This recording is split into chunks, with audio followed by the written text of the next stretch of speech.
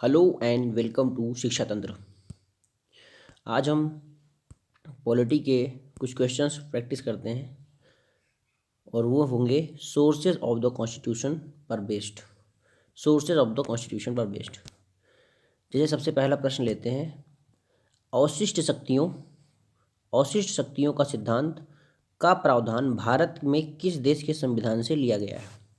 अवशिष्ट शक्तियों का मतलब होता है रेसिडुअल पावर्स, और रेसिडुअल पावर्स का जो प्रावधान है उसको भारत के कनाडा के संविधान से लिया गया है।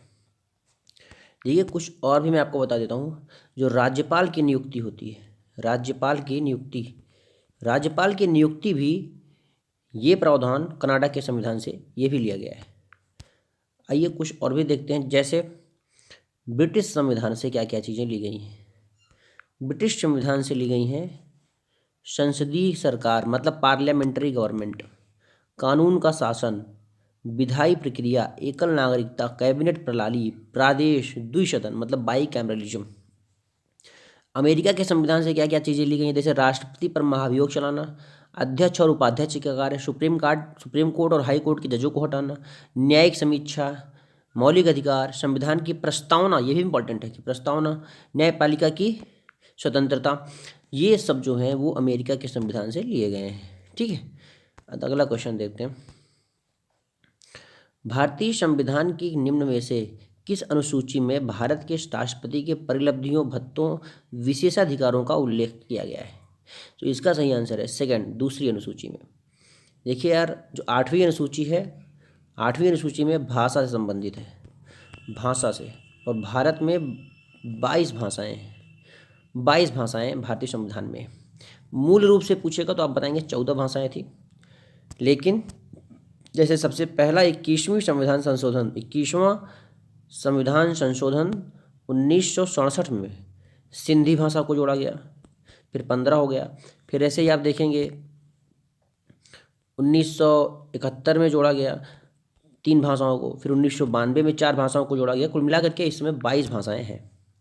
5वीं अनुसूची जो संबंधित है वो अनुसूचित जनजाति और अनुसूचित क्षेत्र के प्रशासन और नियंत्रण से संबंधित है। 4थी अनुसूची राज्यसभा में सीटों के बंटवारे से संबंधित है, और दूसरी अनुसूची इसका आंसर है क्वेश्चन का। अगला प्रश्न लेते हैं। निम्नलिखित में से कौन सा भारतीय संविधान की प्रस्तावना में शामिल शब्दों का सही क्रम है? मतलब जो भारतीय प्रस्तावना है भारतीय संविधान का, अभी हमने बात किया था कि जो प्रस्तावना है ये कहाँ से लिया गया है। तो पहली बात तो ये प्रस्तावना अमेरिका से लिया गया है, यूएसए से। अब ये बात याद रखेंगे, जो प्रस्तावना है इसमें जो शब्द कई लिखे हुए हैं उनका सही क्रम क्या है। तो देखिए सबसे पहले इसमें लिखा गया है जस्टिस के बारे में, न्याय के बारे में। सो जस्टिस पहले हो जाएगा। उसके बाद आप देखेंगे स्वतंत्रता मतलब लिबर्टी के बारे में, तो 1 4। उसके बाद समानता के बारे में, उसके बाद बंधुत्व के बारे में, बंधुत्व मतलब फ्रेटर्निटी।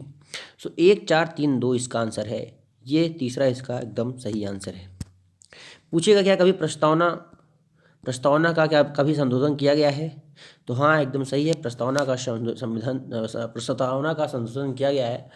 और प्रस्तावना से यहाँ पे 3 शब्द जोड़े गए थे, अभी हम बाद में डिस्कस करेंगे। भारतीय संविधान की दूसरी अनुसूची, जैसे हमने बताया था अभी, में भत्तों, विशेषाधिकारों और परिलब्धियों के संबंधित किन किन लोगों के प्रावधान हैं। तो जैसे आप देखेंगे अध्यक्ष के मतलब प्रेसिडेंट, राष्ट्रपति जिसको बोलते हैं, राज्यों के राज्यपाल, लोकसभा के अध्यक्ष उपाध्यक्ष, राज्यसभा के सभापति और उपसभापति, विधानसभा के अध्यक्ष, सर्वोच्च न्यायालय के उच्च न्यायाधीश, और आप देखें किसी राज्य की विधान परिषद का सभापति, भारत के नियंत्रक महालेखापति। इन सब का जो वेतन भत्ते होते हैं वो दूसरी अनुसूची से संबंधित होता है। अगला प्रश्न है, संवैधानिक कानून क्या होता है? संवैधानिक कानून का मतलब संविधान में दिए गए प्रावधान जो हैं वो संवैधानिक कानून होते हैं। संविधान में दिए गए प्रावधान ही संवैधानिक कानून होते हैं। अगला प्रश्न लेते हैं। भारत के संविधान की 8वीं अनुसूची में अनुसूचित भाषाओं के सही समूह का पहचान कीजिए। देखिए मैं अभी बता रहा था कि भारत की 8वीं अनुसूची में टोटल कितनी अनुसूची हैं भारत में? भारत के संविधान में टोटल 12 अनुसूची हैं। मूल रूप से केवल 8 अनुसूची थी, लेकिन बाद में 4 अनुसूची और जोड़ करके 12 अनुसूची बनाई गई। अभी जो भाषाओं का सही क्रम है वो तीसरा, जैसे पहले संथाली आता है, फिर हिंदी, फिर संस्कृत। ठीक है। संथाली, हिंदी और संस्कृत, ये तीनों भाषाएं भारत के संविधान में मेंशन हैं। प्रत्येक राज्य से राज्यसभा के लिए चुने जाने वाले सदस्यों की संख्या किस अनुसूची द्वारा निर्धारित की जाती है?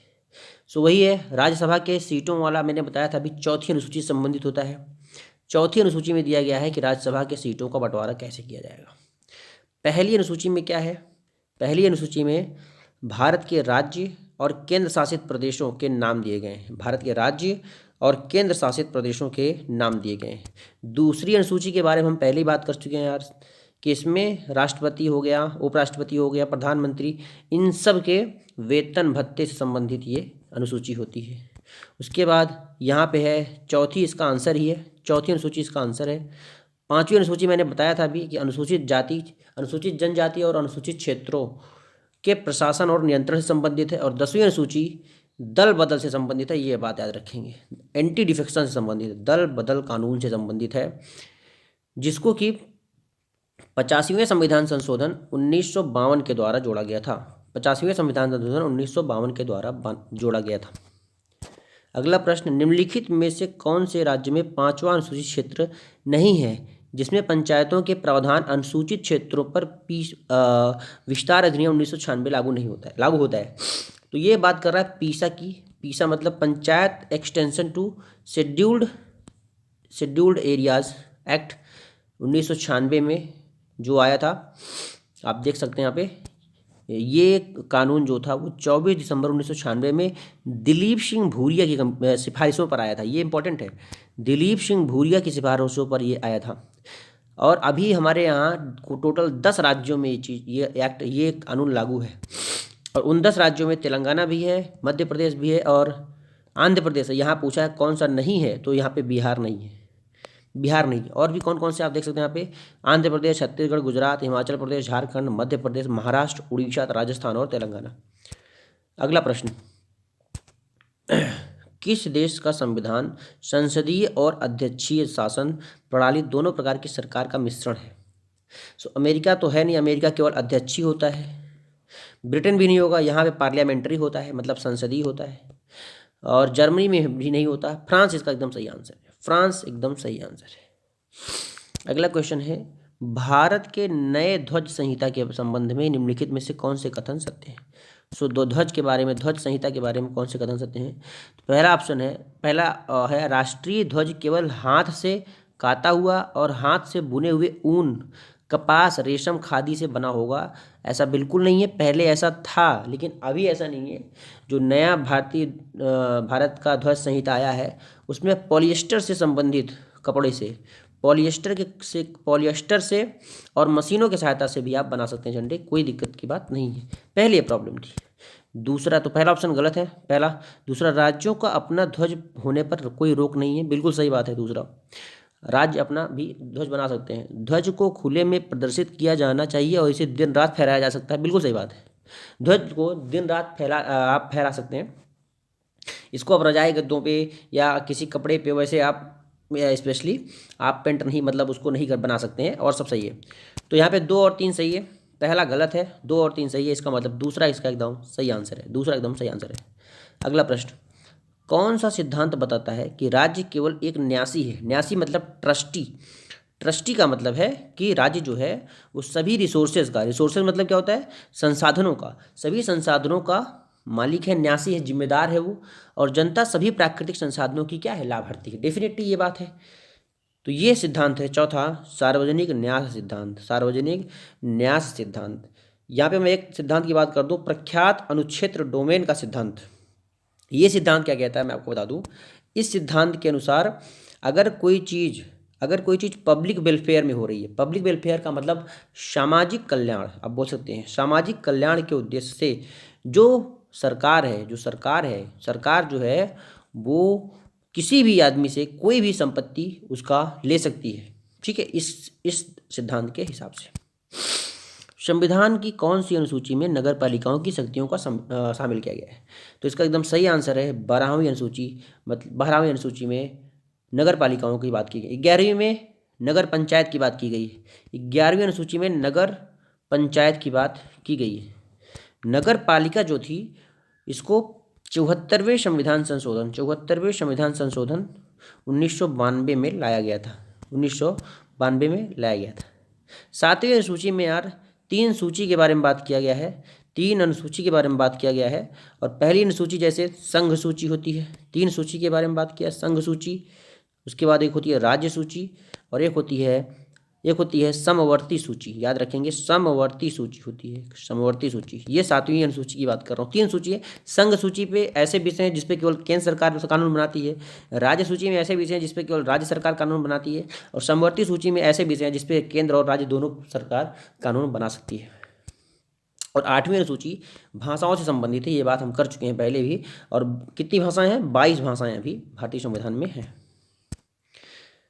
यहाँ पे स्रोत की बात करते हैं, कौन से कहाँ से उधार ली गई है भारतीय संविधान में। तो आप देखेंगे जो अमेरिका से राष्ट्रपति का महाभियोग लिया गया है, बिल्कुल सही है। ऑस्ट्रेलिया से आपातकालीन प्रावधान नहीं, जो आपातकालीन है ये भारत सरकार अधिनियम 1935 से लिया गया है, तो ये एकदम सही गलत है। ब्रिटिश संविधान में संशोधन और राज्यसभा के सदस्यों के चुनाव की प्रक्रिया नहीं, ये भी गलत है। संविधान में संशोधन ये दक्षिण अफ्रीका से लिया गया है। विशेषाधिकार रिट ये यूके से लिया गया है। इसका मतलब ये तीनों गलत हैं, केवल एक ही सही है, तो केवल एक युग्म इसका सही होगा, पहला वाला एकदम सही है। यहाँ मैं आपको बता देता हूँ, जैसे भारत सरकार अधिनियम 1935 से क्या क्या चीज़ें ली गई हैं। संघीय योजना मतलब फेडरल स्कीम, राज्यपाल का कार्यालय, ठीक है, राज्यपाल का कार्यालय की बात कर रहा हूँ। राज्यपाल से संबंधित बातें जो है मैंने बताया था वो कनाडा से लिया गया है, लेकिन राज्यपाल का कार्यालय 1935। उसके बाद न्यायपालिका मतलब जुडिशरी, उसके बाद इमरजेंसी आपातकालीन प्रावधान, याद रखेंगे आपातकालीन जो है ये 1935 में भारत सरकार अधिनियम से लिया गया है। ब्रिटिश संविधान से क्या क्या चीज़ें ली गई हैं? संसदीय सरकार, कानून का नियम, विधायी प्रक्रिया, एकल नागरिकता, कैबिनेट प्रणाली, विशेषाधिकार रिट, संसदीय विशेषाधिकार एंड द्विसदनीयता मतलब बाईकैमरलिज्म। अमेरिका से क्या क्या लिया गया है? मौलिक अधिकार, न्यायपालिका अच्छे की लगे स्वतंत्रता, तो प्लीज न्यायिक वीडियो को समीक्षा, राष्ट्रपति लाइक का शेयर एंड महाभियोग, सब्सक्राइब सर्वोच्च करें। न्यायालय, उच्च न्यायालय के न्यायाधीशों को पद से हटाना, ये सब अमेरिका से लिया गया है। आयरलैंड से क्या क्या लिया गया है? राज्य के नीति निर्देशक तत्व, राज्यसभा के सदस्यों का नामांकन और राष्ट्रपति के चुनाव का तरीका, राष्ट्रपति के चुनाव का तरीका भी आयरलैंड से लिया गया है। कनाडा से क्या क्या लिया गया है? मजबूत केंद्र वाला संघ, अवशिष्ट शक्तियों का और संघ केंद्र में अवशिष्ट शक्तियों का निहितार्थ, केंद्र द्वारा राज्य के राज्यपालों की नियुक्ति, सर्वोच्च न्यायालय का परामर्श क्षेत्राधिकार। ऑस्ट्रेलिया से समवर्ती सूची ली गई है, व्यापार की स्वतंत्रता ली गई है, संसद के दोनों सदनों की संयुक्त बैठक भी वहीं से लिया गया है। जर्मनी के संविधान से आपातकाल के दौरान जो मौलिक अधिकार निलंबित किए जाते हैं वहाँ से लिया गया है। मौलिक कर्तव्य आप देखेंगे यूएसएसआर मतलब रूस से लिया गया है, ठीक है। फ्रांस से गणतंत्र, स्वतंत्रता, समानता, बंधुत्व, ये सब विचार लिए गए हैं। दक्षिण अफ्रीका संविधान से संविधान का संशोधन और राज्यसभा के सदस्यों के चुनाव की प्रक्रिया ली गई है। और जापान से विधि द्वारा स्थापित प्रक्रिया, ये सब इन देशों से लिया गया है। अगला क्वेश्चन है रविन्द्रनाथ टैगोर द्वारा रचित जन गण मन के कितने छंद राष्ट्रीय गान में अपनाए गए थे? तो केवल प्रथम छंद ही अपनाया गया था। सार्वभौमिक वयस्क मताधिकार यूनिवर्सल एडल्ट फ्रेंचाइज का विचार निम्नलिखित में से किस पर आधारित है? तो इसका आंसर है फर्स्ट, समानता पर आधारित है। केवल एक इसका एकदम सही आंसर है, केवल एक। यहाँ पे आप देख लेते हैं कि रविन्द्रनाथ भारत का जो राष्ट्रगान जनगण मनगढ़ है ये बंगाली में लिखा गया था, ठीक है। और रविन्द्रनाथ टैगोर के जनगण मनगढ़ का केवल प्रथम छंद ही लिया गया था। पहली बार इसको 27 दिसंबर 1911 को कलकत्ता अधिवेशन में गाया गया था, ये बात इंपॉर्टेंट है। जनगण मनगढ़ को आधिकारिक तौर पर 24 जनवरी 1950 को भारतीय राष्ट्रगान के रूप में अपनाया गया था और आबिद अली के द्वारा इसको हिंदी में अनुवाद किया गया था, ये भी बात इंपॉर्टेंट है, आबिद अली के द्वारा। बात करते हैं वंदे मातरम की। वंदे मातरम रविन्द्रनाथ टैगोर ने गाया था। इसको बंकिम चंद्र चटर्जी द्वारा 1874 में लिखा गया था। 1874 में बंकिम चंद्र चटर्जी ने लिखा था। 1882 में ये बंगाली उपन्यास आनंद मठ में प्रकाशित हुआ था। 1882 में ये आनंद मठ में प्रकाशित हुआ था, जिसको बंकिम चंद्र चटर्जी ने लिखा था। वंदे मातरम पहली बार 1896 में कोलकाता में भारतीय राष्ट्रीय कांग्रेस के अधिवेशन में गाया गया था। कोलकाता अधिवेशन के अध्यक्ष कौन थे? रहमतुल्लाह एस सयानी। अगला क्वेश्चन है भारतीय संविधान में राष्ट्रपति चुनाव पद्धति का स्रोत किस देश का संविधान है? किस देश का? राष्ट्रपति चुनाव पद्धति, राष्ट्रपति जो चुनाव पद्धति है वो आयरलैंड से लिया गया है, आयरलैंड से लिया गया है। ऑस्ट्रेलिया से आप देख सकते हैं संसद के दोनों सदनों की बैठक, समवर्ती सूची, व्यापार, वाणिज्य और समागम की स्वतंत्रता। आयरलैंड से राज्य के नीति निर्देशक तत्व, राष्ट्रपति के चुनाव की स्थिति, राज्यसभा के लिए सदस्यों का नामांकन। ब्रिटेन से आप देख सकते हैं एकल नागरिकता, कैबिनेट प्रणाली, विशेषाधिकार रेट, संसदीय सरकार, कानून का शासन और द्विशासन। उसके बाद जापान से आप देख पा रहे हैं कानून द्वारा स्थापित प्रक्रिया, सोवियत संघ से, ये सब बात हम पहले भी कर चुके हैं, ये सब हम पहले भी देख चुके हैं। तो ये थे आज के क्वेश्चंस पॉलिटी के। आपको कैसे लगे? अगर आपको अच्छे लगे प्लीज़ वीडियो को लाइक शेयर एंड सब्सक्राइब करें, और ताकि इस तरीके के और वीडियो हम ला पाएँ आपके लिए। Thank you for watching this video. Thank you.